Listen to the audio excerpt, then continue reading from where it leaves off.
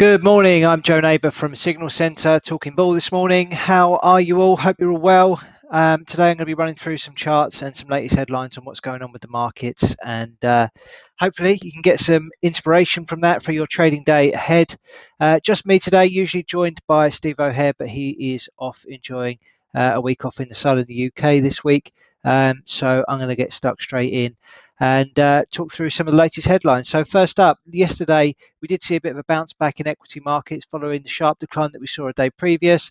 The Dow Jones saw an impressive 550-point gain.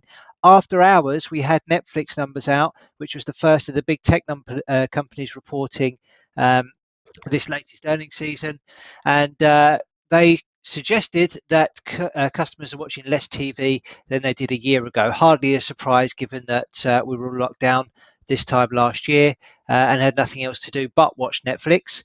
And since then, obviously, most people have probably completed it, and they did report their worst half subscriber growth since 2013. So potentially reached a bit of a crescendo there in terms of new subscribers, and they have obviously slowed down as a result of the pandemic.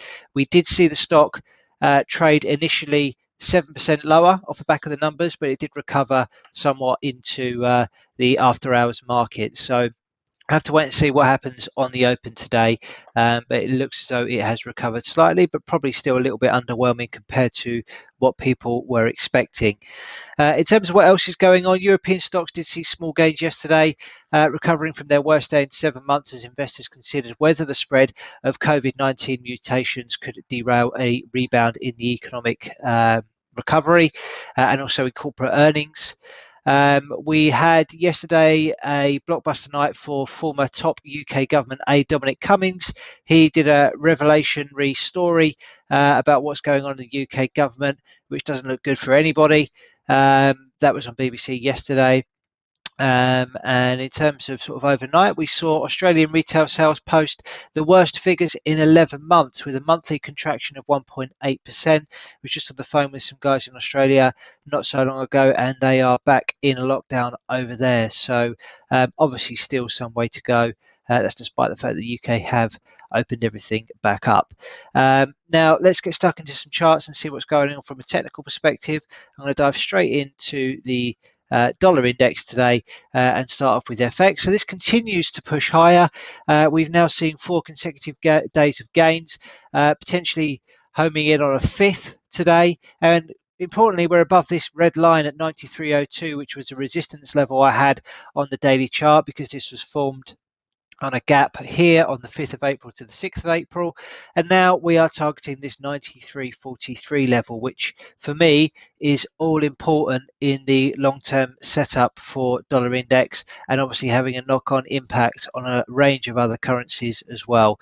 So let's just take a look at why this is important, and you have to go to the daily chart to take a look at that, in my opinion. So what we have here is a double bottom setup. So we have these 2 green candles illustrating the double bottom. We've got a neckline of the double bottom coming in at 93.43. If this breaks, then there's a lot of fresh space for this to move into on the upside, and what we can do is measure the move from the low to the high of the neckline and project it higher to give us an indication on where price could potentially go over the medium to long term. Now that price is at 97.66, so some considerable upside potential on dollar index if it can break through this 93.43 level. So from a technical perspective, what we'd be looking for is an impulsive break to the upside, lots of participation. So that will be a combination of people taking new long positions and also flushing out a lot of short trades as well. And then from a technical perspective, what we'd like to see is a pullback to retest the new formed support. Once we can get some acceptance of price in and around this level, then that should provide a platform for further gains over the short to medium to long term. So looking quite good. Obviously a lot of work still to do to get above that 93.43 level, but this could be very pivotal for the dollar index. And of course this is going to have a knock-on impact on things like euro dollar, and I've been crowing on for a number of weeks now, it feels like, about this head and shoulders top pattern on euro dollar. As you can see, we've got a left shoulder over here, the right, and then we've got the head in the middle, and then the right shoulder here, which I've got a few extra annotations on, which are probably not relevant any longer.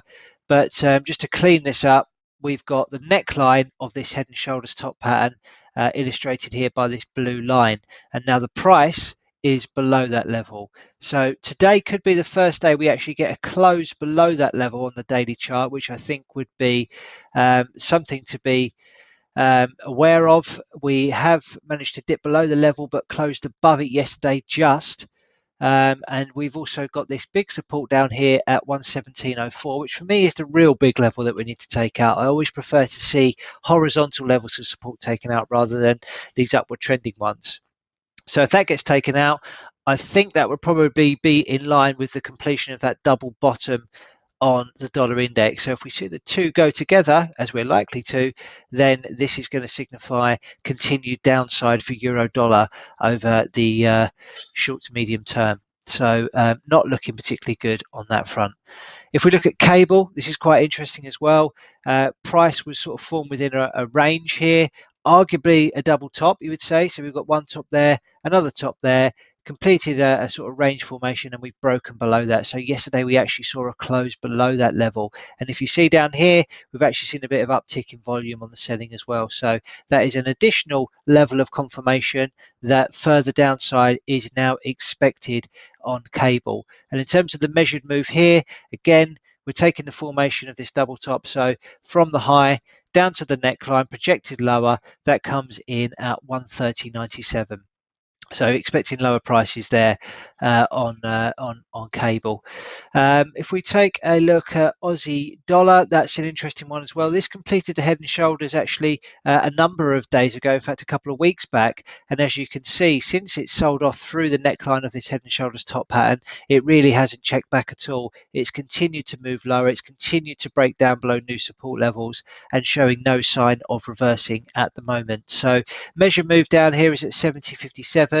Anything linked to dollar index or to the US dollar at the minute is looking a bit scary. So for me, more upside in the dollar. Look to fade anything that is involved with the US dollar and just go with the trends now, because I think there is a big reversal underway in these markets. So obviously there's a lot more I could talk about on FX, but I don't want to go into too much detail. I'll try and cover some other markets tomorrow, but want to get stuck into some other assets. First up, I want to talk about Bitcoin. This broke through that key 30,000 level yesterday, the blue line that we have here on the daily chart, into this sort of cluster of support, or this zone of support that I've got drawn on this daily chart, and the buyers did step back in. We are 3.5% higher today, potentially engulfing all of what we did yesterday on the bearish side of things, although there was a bit of an uptick on the volume yesterday on the selling. So that is a reason for caution. But for me, I think we're going to see some buying support around here, and there's going to be an awful lot of work that needs to be done, maybe some sort of catalyst for Bitcoin before we can actually break down below these levels and start heading lower. If this zone of support fails to hold, if there is some event that means that Bitcoin sells off yet again to the downside, then we could be looking at levels as low as 20,000 for that as a target over the medium term. But for now, while it's around this 30,000 level, potentially some opportunities to speculate on the long side of things for a temporary bounce. Looking at oil, well, that broke down through this big channel on the back of the OPEC resolution. Big sell-off down there, big impulsive move, big volume accompanying it as well. But it has fallen to these support levels, which I thought it may do yesterday, between 65.10 to 66.40. That seems to be doing a pretty good job. Bit of a bounce back today, 1.86% higher as it stands. At 3:30 this afternoon, we do have the latest crude inventory numbers. Stockpiles rose by 1 million barrels in the previous week, so we'll be keeping an eye on that around 3:30 to get a bit of a steer on where things could head next. But certainly there seems to be some support on offer, as I said, between the 65.10 level to 66.41. Clearly the overall trend remains bullish. This may just be a temporary setback and allow some speculative buyers to step in here in the hope of a bit of a bounce higher.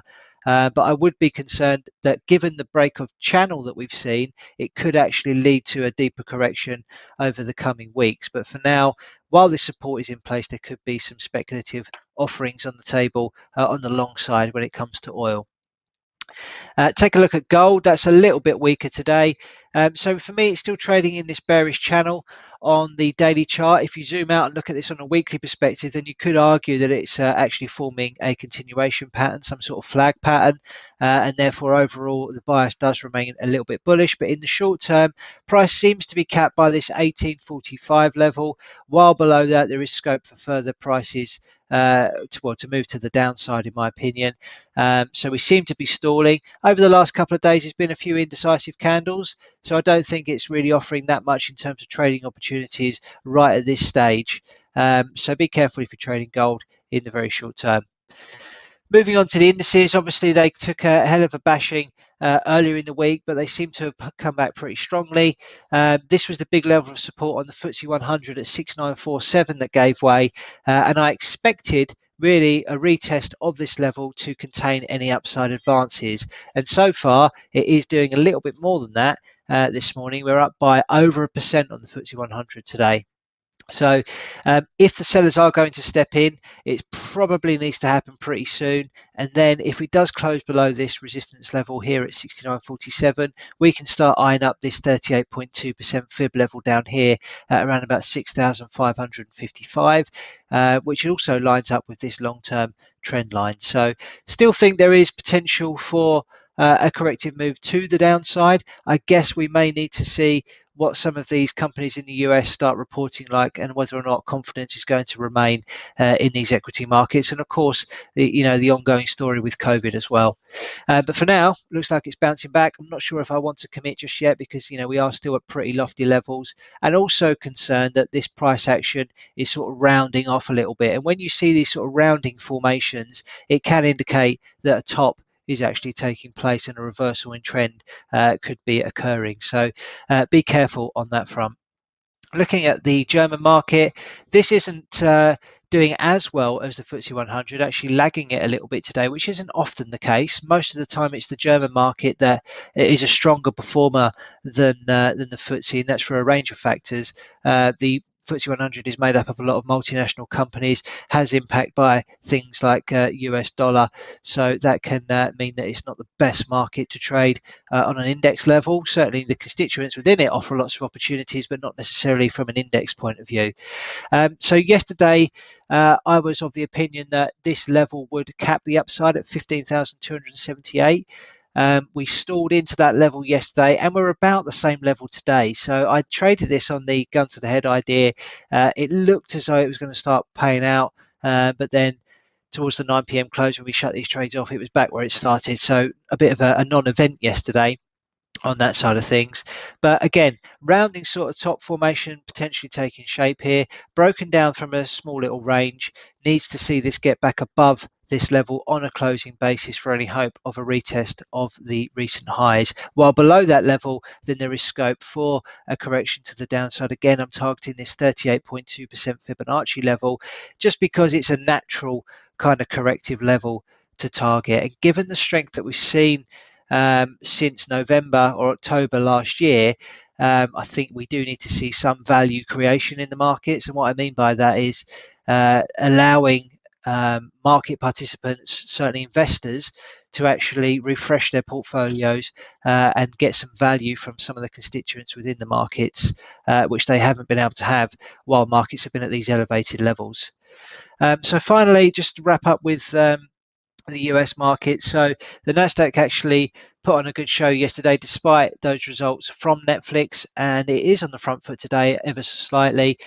We obviously broken out of this trend, kind of engulfing candle yesterday. It certainly was quite dynamic and quite bullish, but we need to see some follow through today.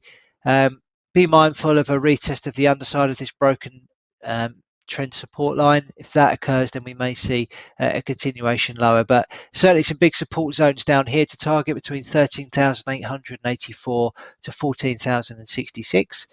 Again, would just be quite healthy, I think, and allow some value creations, take some froth off some of the big names, and allow people to refresh their portfolios. Finally, I'm just going to look at the S&P 500 because this is the broadest index in the US, obviously 500 stocks as opposed to 100 on the NASDAQ or 30 on the Dow. This is still looking technically very nice, still trading in that long-term uptrend. Yes, we did see a pullback over the last couple of sessions, but only as far as trend support, and then the buyers have stepped back in. So I wouldn't be surprised to see a retest of the all-time highs on that in the coming days. Okay, that pretty much wraps it up on the overview of the markets. Let's have a quick look at the gun to the head trade ideas. So obviously only me this week, and I went short of DAX yesterday. Only made 6 ticks on that one. It was looking pretty good at one stage, but ended up being pretty flat on the session. So barely anything to mention on that front yesterday. So today we get to reload the gun and have another go. I still quite like this, and I think given that I haven't had much time to flick through anything else, I think I'm probably going to stick with this for now. While it's below this resistance level, I think there is decent risk reward to sell it into this zone today. So let's just refine that on the intraday charts. So this was the setup yesterday. As you can see, we've got the risk reward nicely mapped out on that one, and it did stall into this level here at 15,304. So let's have another go today. It's currently trading at 15,290. Going to keep that stop in roughly the same level, 100 ticks higher, 15,396, and I'm going to look to target a move down to 14,802, which would yield a result of 4.63R on DAX today. So we will wait and see how it goes. As I mentioned, news-wise, the big number out today is the oil inventories number, which is out at 3:30. We do have some earnings both sides of the Atlantic. In Europe already today, we've had Daimler, we've had Novartis, Dulux Paint Company, AkzoNobel, and in the US we've got Johnson & Johnson, Coca-Cola and Verizon all reporting. So keep an eye out for those if you're interested in stocks or what impact they may have on the broader US indices. Okay, that's it. A wrap from me today. I'll be back tomorrow. Trade safe, everybody, and have a great day. Cheers. Bye.